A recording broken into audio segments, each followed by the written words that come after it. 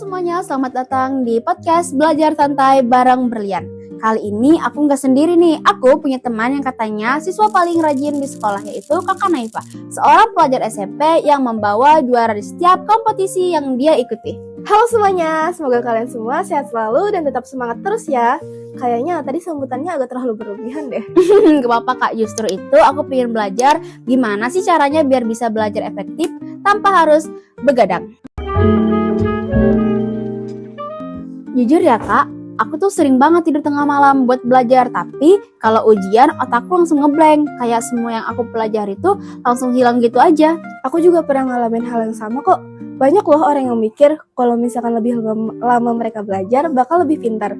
Padahal otak kita cuma bisa fokus dalam waktu tertentu aja. Ingat ya, bukan seberapa lama kita belajar, tapi seberapa fokus kita dalam belajar.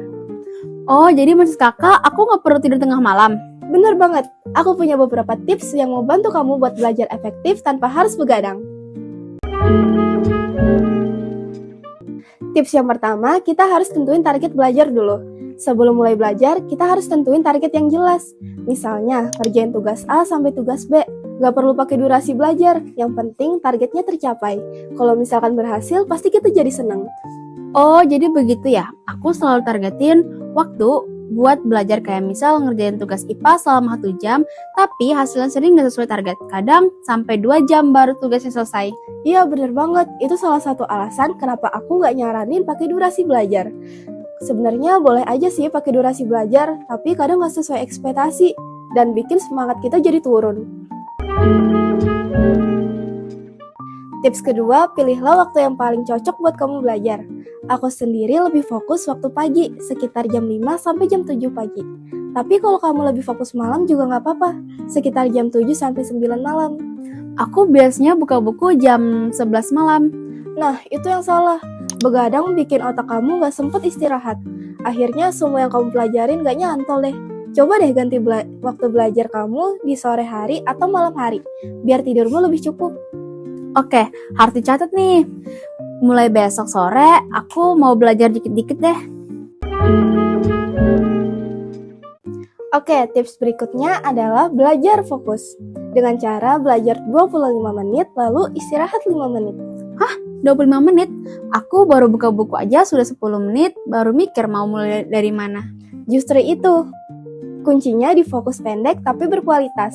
Otak kita suka istirahat singkat, misalnya nonton video, makan snack, atau scrolling sosial media.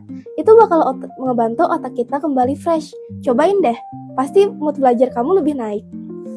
Oh begitu ya? Oh iya kak, aku mau nanya, kalau belajar sambil dengar lagu atau sambil ngerjain sesuatu gitu, boleh nggak? Misalnya belajar sambil makan atau sambil bersih-bersih rumah gitu.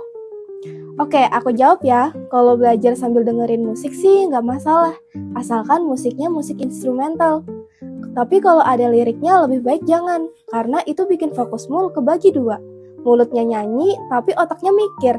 Jadi hasilnya nggak bakal maksimal. Aku pikir kalau belajar sambil dengar lagu bakal naik mood belajar. Lagu itu emang bisa naikin mood, tapi tergantung lagunya juga. Jadi menurutku kurang cocok kalau didengerin sambil belajar. Nah, kalau belajar sambil ngelakuin hal-hal lain, itu kurang tepat.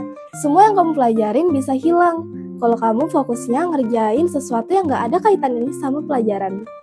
Wah, berarti selama ini aku salah dong. Aku tuh sering belajar sambil main HP, sambil makan, terus mikir mantan deh. Ya, pantesan. Gimana mau pelajarannya mau masuk ke otak kalau mikirin mantan terus? Cobain deh, belajar selama 25 menit, kamu taruh di HP jauh-jauh, biar konsentrasi kamu lebih fokus.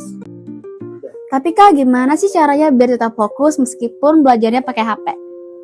Kamu bisa nonaktifkan notifikasi dari aplikasi yang sering kamu pakai. Misalnya aplikasi sosial media, game, atau yang lain-lain. Tapi harus sadar diri biar tujuannya bisa tercapai. Tips yang keempat yaitu belajar secara aktif. Jangan cuma belajar atau baca-baca materi doang. Tapi coba deh jelasin ulang materinya pakai kata-katamu sendiri. Ini namanya active recall, yang bikin ingatanmu jadi lebih kuat. Berarti aku ngomong sendiri gitu? Iya, kayak pura-pura ngajarin orang lain. Misalnya, kamu belajar biologi, coba jelasin ulang lagi kayak lagi ngajarin murid. Dijamin lebih mudah buat ngemahamin materinya. Wah, harus dicobain nih. Oh iya, Kak. Kakak pernah nggak sih bosan sama tempat belajar yang itu-itu aja? Kok aku bosan ya belajar di kamarku terus? Nah, pas banget nih. Ganti suasana belajar adalah tips yang kelima. Kamu bisa cari tempat yang paling kamu rasa nyaman dan tempat yang bisa ngebuat kamu fokus belajar. Kalau kamu suka suasana tenang, mungkin perpustakaan atau taman bisa jadi tempat yang cocok buat kamu. Atau mungkin pengen suasana yang seru, kamu bisa belajar di kafe. Oke, nanti malam aku coba belajar di kafe biar nggak bosan di kamar terus. Kalau sudah belajar, jangan lupa gali lebih dalam tentang materi yang kamu pelajari.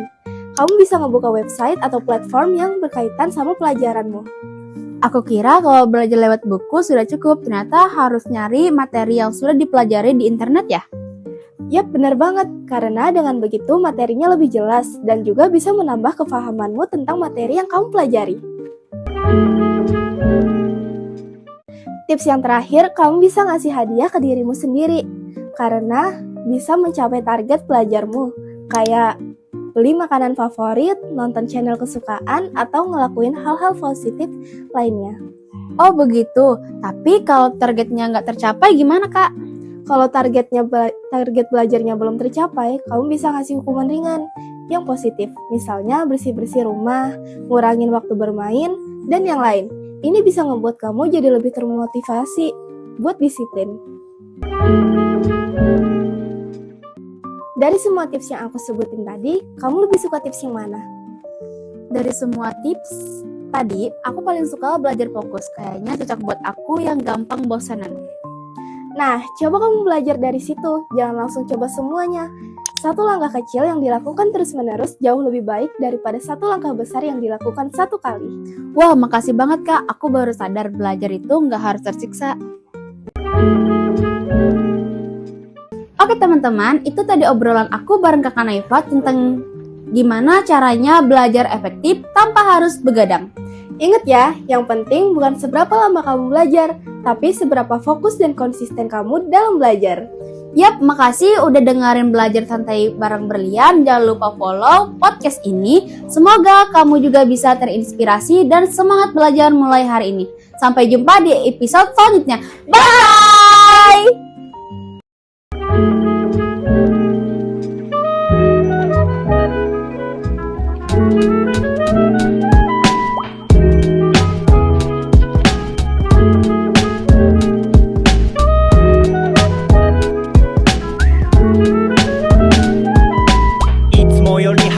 目覚めたモーニングいつもよりうまくドリップしたコーヒー飲み干してジャージ